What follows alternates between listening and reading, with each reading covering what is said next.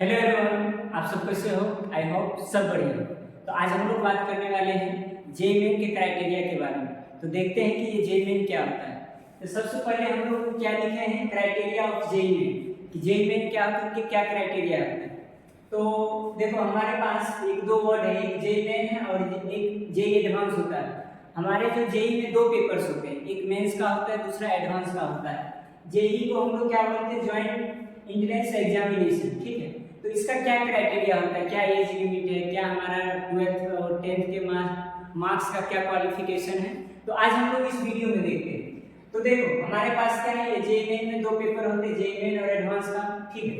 First क्या है, JEE का क्या होता है, full form joint entrance examination, ठीक है।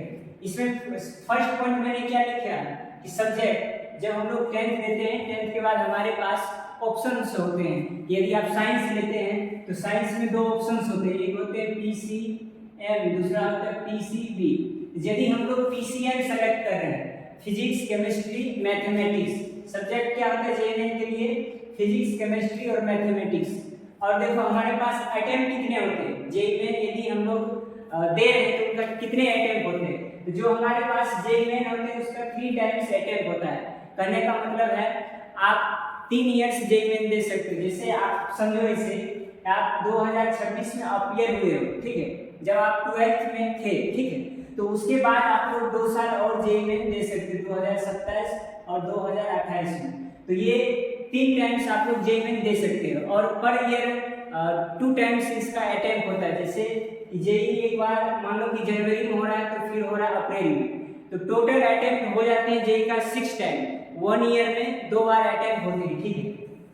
यदि आप जेईई में क्वालिफाई हो गए हैं तो आप फिर जेईई एडवांस के लिए एलिजिबल होते हैं। तो जेईई एडवांस में 2 टाइम्स होता है, ठीक है। तो जेईई एडवांस में आपके पास ऑप्शन है 2 टाइम्स, एक तो आप जब 12th में रहेंगे तब, और एक दूसरा अटेम्प्ट है 12th के बाद, ठीक है। इसमें लिखे हैं 2 times JEE advance after qualified the JEE, ठीक है। फिर मैंने लिखा है कि eligibility criteria for NIT IITs, triple IITs है, ठीक है। तो क्या होता है, बोर्ड का क्या क्राइटेरिया होना चाहिए 12th के लिए, तो 75% इन 12th class, gender OBC EWS वालों के लिए, और क्या है 65% होना चाहिए मार्क्स 12th में एससी और एसटी वाले कास्ट के लिए, ठीक है। और हमारे पास क्या है, मार्क्स का क्या है, टॉप 20% इन बोर्ड, और जिनका भी जो भी स्टेट बोर्ड्स होते हैं, यदि उनका ओवरऑल जो पासिंग है स्टूडेंट का वो मान लो कि 80% हुए या 70% हुए, तो आप उन 80 और 70% के 20% मार्क्स आपका होना चाहिए, समझ रहे।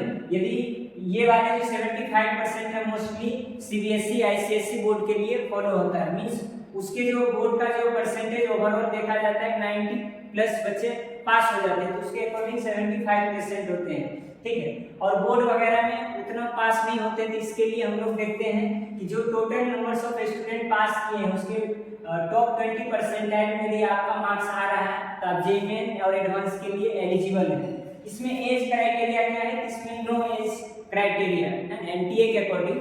तो हमारे पास मुख्य रूप से क्या क्या पॉइंट था जेईई के लिए, कि सब्जेक्ट हमारे पास पीसीएम होना चाहिए, अटेम्प्ट जेईई में 3 बार होते हैं, एडवांस के लिए 2 अटेम्प्ट्स होते हैं, कंजुगेटिव ईयर्स मैंने लिखा है 12th passing year next to conjugative year, ठीक है। और ये सारी चीजें आपको दिख रहा होगा बोर्ड पर, ठीक है। तो यही हमारा होता है जेईई एडवांस के लिए और जेईई मेंस के लिए। यदि आप जेईई मेंस और एडवांस क्वालिफाई करते हैं, आपको एनआईटी आईआईटी में एडमिशन मिलेंगे, आप वहां से इंजीनियरिंग और बीटेक कर सकते हैं। Thank you all of you, thank you everyone.